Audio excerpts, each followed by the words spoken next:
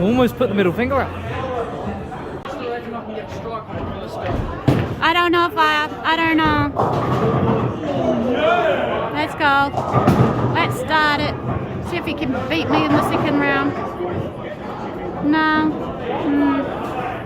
Welcome back, Chameleons, to the CRIFFEL of Aspie vlogs with FireTheLier and myself. The next destination spot was Queenstown, obviously, and a little brief history. It is well known for being a tourism mecca, brimming the adventure activities that had a modest start with operators such as Coronet Peak opening as the first commercial ski field in New Zealand in 1947, K-Jet pioneering jet boat trips in 1958, and the first Skylines gondola heading up Bob's Peak in 1967. Queenstown, however, has a history that's linked to gold mining routes long before the adventure's pioneers began or even arrived. The town has been built around an inlet called Queenstown Bay on Lake Wakatipu, a long and deep Z-shaped lake carved out from a glacier that pushed through the land around 15,000 years ago. The Wakatipu sits at 380 metres, and with Queenstown sitting at 310 metres above sea level, the deepest point of the lake sits around 70 metres below sea level.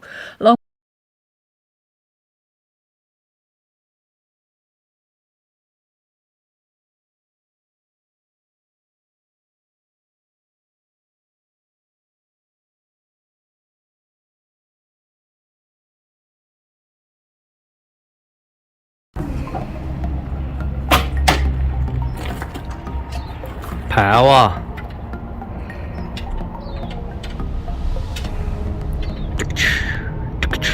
Yes, and I'm taking my time here. It's no race, is it? How much fun? A fire.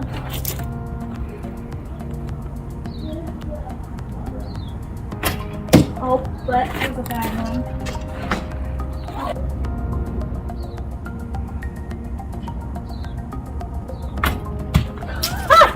I'm getting back from this.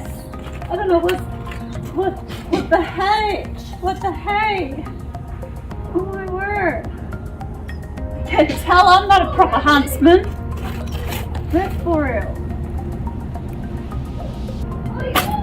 Oh, and look, the deer got away. Yeah. Poor Bambi. Well, lucky Bambi, you mean? Oh, well, if you say so, Fire. It's... What the? You still got like another 35 arrows to go. I didn't know we had that many. I thought it was 25 arrows each round or whatever it was.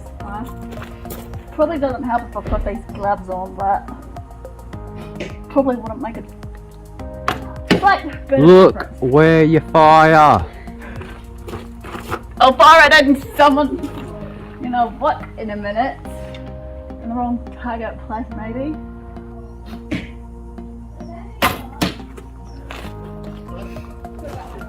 Go for it. Here we go. First time. Yeah, right.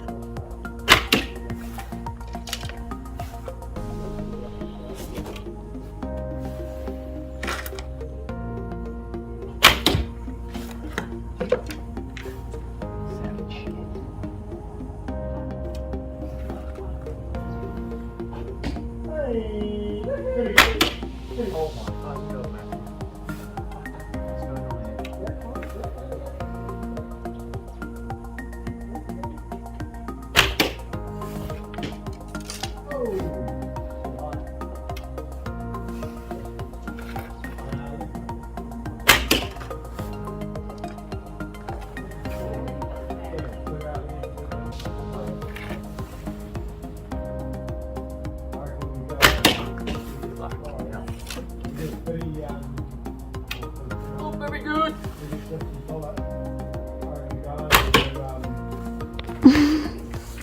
What to say? Shockingly shit. Well. Desecrated the last target at 50 and now look what happens. He wants to aim for 50 all the time on boys' eyes, oh, yes. as we know. Oh yeah. So, yeah. If you say so. Pounamu, the story behind the New Zealand Greenstone. This is also known as New Zealand Jade or Greenstone. You may be familiar with of the Aotearoa's iconic Pounamu already, that you may have seen in certain shops that sells the jewellery and what have you. Yet it has other uses too, it was believed. It is a symbol of our country in Aotearoa, New Zealand, as familiar as the Kiwi bird and the mighty All Blacks. But do you know the cultural significance behind it all and understand its own history? Well, let's dive into this and learn something today. So you may be questioning, what is Pounamu and why is it significant to New Zealand? Pounamu is used to describe several types of mostly green-hued durable stone that was found in only a few locations in southern New Zealand. It's highly valued as taonga, which is defined as treasure, partly because of its rarity, but mostly because it plays an important role in the Māori culture here in New Zealand. In the geological terms, Pounamu is another term for nephrite or bowenite, types of jade gemstone formed millions of years ago beneath the volcanic rocks that make up the land of Aotearoa. Traditionally, Pounamu has been seen as a sacred material revered for its strength and beauty, as well as being used for the creation of tools, weapons, jewellery and talismans. Māori symbols carved into Pounamu carry spiritual significance, as well as links to their ancestors, and Pakiwatara, which is defined as, in English, their storytelling, while each type of stone has been given an identity connecting it to the world around us, named after the native birds, plants, and specific locations. Legend behind this. According to the Māori legend, Putini the Taniwha, the spirit supernatural being, was a guardian of Pounamu who swims up and down the west coast of the South Island. One day he travelled north to the Bay of Plenty and came across a beautiful woman named Waitaki and instantly fell in love with her. Although she was married to another man, a chief named Tamahua, Putini was so enchanted that he stole Waitaki away to the South Island.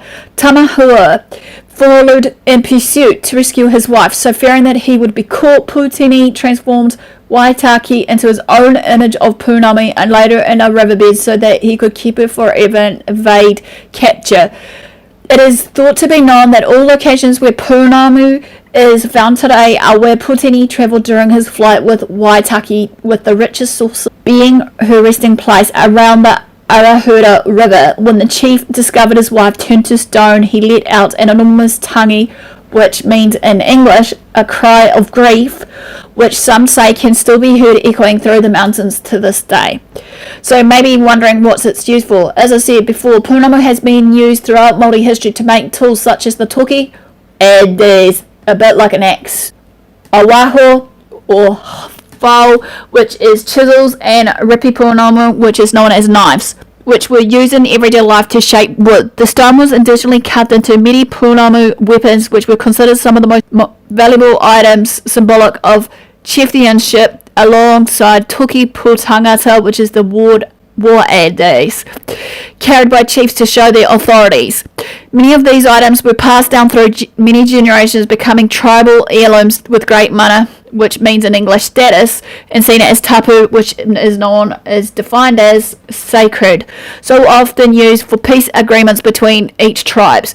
Jewellery was also made from Pounamu, including earrings, rings and necklaces, which were carved into various symbolic shapes that held, protected or connected the wearer to their land and ancestors. These pendants are the forms most synonymous with Pounamu nowadays, with the hei tiki, a human form, being the most famous shape. Some of the symbolic shapes for Pounamu pendants that you may have seen in stores are the hei tiki, a human forms usually worn by a woman to aid fertility and protection.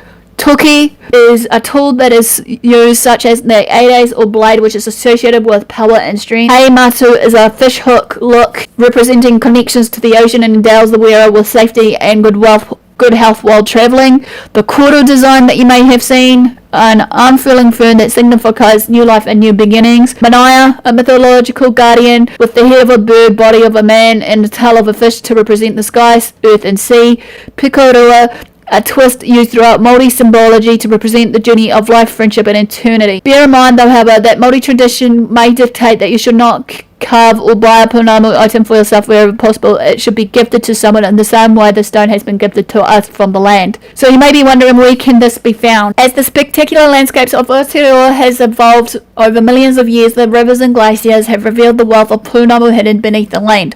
All genuine Pounamu is sourced from the riverbeds and larger boulders on New Zealand's South Island, mostly on the west coast, and each stone's unique markings and colour will vary depending on its source. Deposits were considered so significant that the island was originally named after it, Te Wahi Pounamu, the place of the Pounamu. The Arahura River is one of the richest and most sacred Pounamu regions and is located just north of the little town of Hokiturn, earning it the unofficial title of the Greenstone capital of the West Coast. In 1997, the Ngai Tahu tribe became the legal kaitiaki guardians of all New Zealand Pounamu, so they are the only ones with permission to extract it from the land for commercial or tribal use. Fossicking for small stones and pebbles still allowed by individuals, but it's mostly only be done so on the west coast beaches. It's best been between the Milford Sound and Greymouth after the heavy rainfall, but nowhere else. Then you must never take away more than you can physically carry. So you can also experience the beauty and the cultural importance of the Pounamu on one of the awesome haka tours that includes the journey along the incredible western shores of New Zealand's South Island.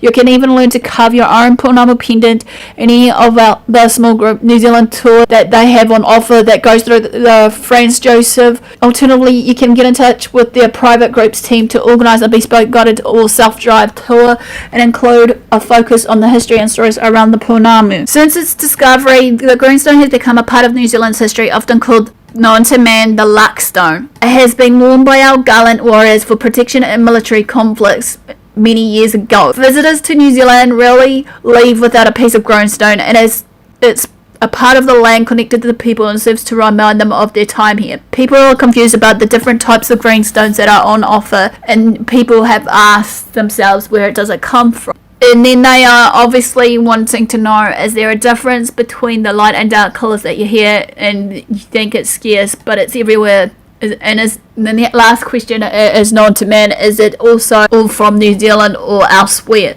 It has been known based on the Chinese connection. Jade describes a stone which exists in many parts of the world and is particularly linked to the variety found in China. In that country, jade is known as the stone of the Lord, and in ancient days was believed to have great medicinal powers. The Chinese claimed that if the stone was laid on the body in the area of the lower back or sides, it would cure the kidney disorder. In fact, nephrititis is a medical term used to describe inflammation of the kidney, and the word nephrite is derived from its name. There are stories of Chinese powdering the stone, then drinking the milky solution to make them impervious to heat and cold. For the Chinese, jade symbolized all that high and pure.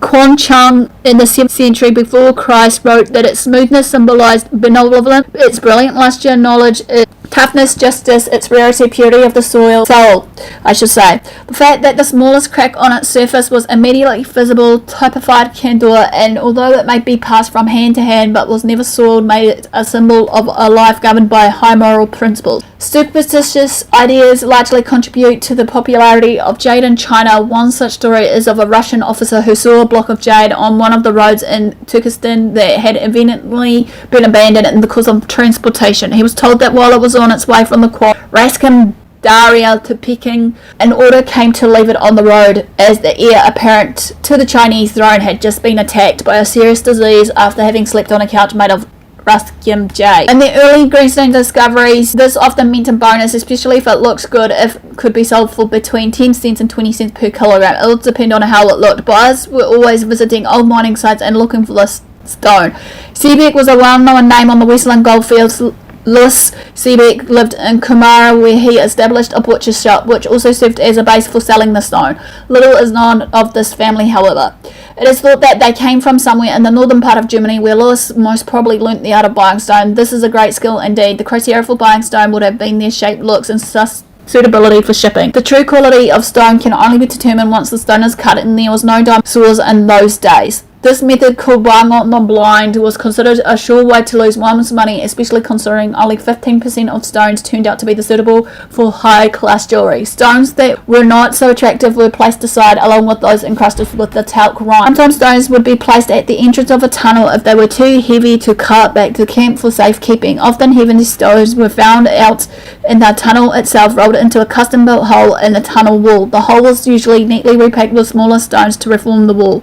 These tunnels dug by early gold miners still exist today. Straight, level and dry, you can stand up inside with headroom under the arch roof. Very rarely have any collapse through, although occasionally you do find a roof cave in. Pick marks are still clearly visible on the tunnel walls. Although mining exposed an abundance of greenstone in those early gold rush years, the ancient river channels were where the great wealth lay.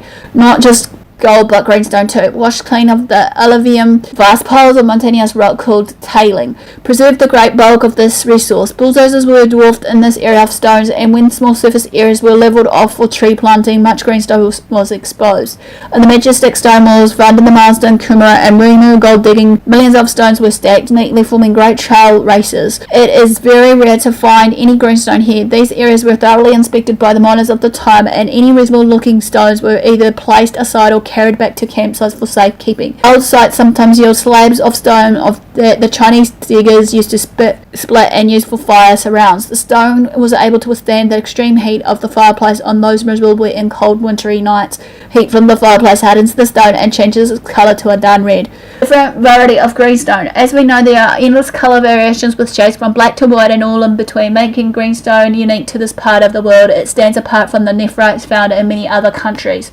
So the ones that are listed out of research are 1. The Chameleons, found mainly in the Arahura River, occurs as thin bands in the Inanga variety. Stones exhibit a narrow silvery band of light which changes its position as the gem is turned. This one's extremely rare. 2. Flower jade is also cool because of the never-ending range of colours which occur in all the main varieties. These colorations are exclusive to the nephrite from this part of the world. Carvings made from it is extremely rare and expensive. It was once cast aside as being of little use except for paperweights or pen stands, yet the stone reminds all who cast eyes upon it that the greenstone from New Zealand is something special, different from all clothes they have seen. Number 3 is Inganga. It's aptly named after whitebait, the famous young fish delicacy. It's a purely greyish colour which can look bluish in a certain light. It's very translucent in the lighter soft shades and can also be opaque when grey to light brown. A relatively soft stone and highly prized by Māori, it is often perceived as too grey to be greenstone. Many museum tiki and patu are artifacts made from this variety and are mostly probably from the stone from the southwestland deposits. These are so much softer than those of the north. The inanga from the Arahura River can be very brittle with Aspie fibrous striations that shatter the stone when worked on the lap wheel. Yet these stones are well felted, produce beautiful colorations. This variety, unlike the others, is very heat sensitive and must be kept cool during the polishing process, otherwise white burn marks can spoil the overall look. It's found in the Arahura River watershed and also in the Kawhaka and Waimea creeks. 4. Kahurangi is the colour that most perceive our nephrite to be. A very bright green, apple green shade and very translucent. This variety of greenstone radiates its colour without being held to a light. Soft black iron spots can be spoiled over the overall look of the stone, and customers often think these black spots suggest impurity. However, 19% of New Zealand greenstone has this feature. These iron spots scattered throughout the stone when a thin slice is held up to a light, it can be described as looking like a slither of kiwi fruit. A beautiful combination is obtained when the iron spot is hard, and it is also believed that the spot brings good fortune to the wearer. This variety often has inclusions of white and yellow combinations, giving the appearance of rolling clouds, referred to as the garment of heaven. It's found mainly north of the Arahura River. Kahurangi also has beautiful colorations in its surface rind caused by water seeping along its grain-like structure, staining the outer surface of the stone. Colour combinations within this variety include the rukara colorations, yellow to orange, brown and white. These combined with these other varieties making for an endless array of patterns which in recent times have become known as the flower jades. Kawa is the darkest shade of all the greenstone, which ranges from almost black to a deep shade of emerald green. It is translucent only at the extreme edge or when sliced very thinly and held up to the light. This variety was used mainly for the tiki, considered too dark for jewellery, although it is suitable for cufflinks and gents' rings. It's found in all the main gathering districts, being the strongest of all the varieties. Its toughness and strength found favour with the Māoris, who used it for toki, adays and patu clubs, as it kept a keen edge. It can appear almost black when on display, but out in the sunlight it has its beauty that is unmistakably the colour of the traditional Māori greenstone. It looks soothing as restful to the eye as it's to the touch. Some types of colour found in the districts of Waimea to Kumara exhibit beautiful effects to brownish to orange colorations and are often referred to as a Waimea stone. It is also known as mountain trout stone because it resembles the skin of a fish. It is found mainly in the Wainihini Creek and Arahura River. This predominantly brown coloured variety is not often seen. Some interesting patterns are found in the spotted variety as colours vary from darkish brown to light fawn with many shades in between. It's often said every stone has a destiny or use, and this stone is one that fulfills the prophecy as no other variety is more perfect for carving a trout. 7. Mutton fat stone. This one is a variety found in the Waimea district and also in the Wainihihi Creek. Mutton fat stone has no distinct grain and is easy to work with. Once polished, the surface of the stone is very wax-like. This variety is not widely known except in the local trade, where it was given its descriptive name by the late Hetty Faith Wells, a gemstone expert and regular buyer of unusual types of stone in the early 1970s. This is extremely rare. 8. Karaka is a stone that has a prevalence of various shades of yellow, all shades from dark to very bright through to olive green. These colours can make these very attractive varieties. Rukaraka is very rare and comes mainly from the north of the Arahura River, but also occurs in the Kawhaka and Goldsboro areas. Opaque and rather hard with almost no structure, Rukaraka is an interesting stone and barrel seen in the shops today. It's another stone not perceived by the buying public to be greenstone because of its yellowish coloration. It sometimes has inclusions of dark to olive green, merging with orange to a muddy red, and when worked into carvings it looks more attractive.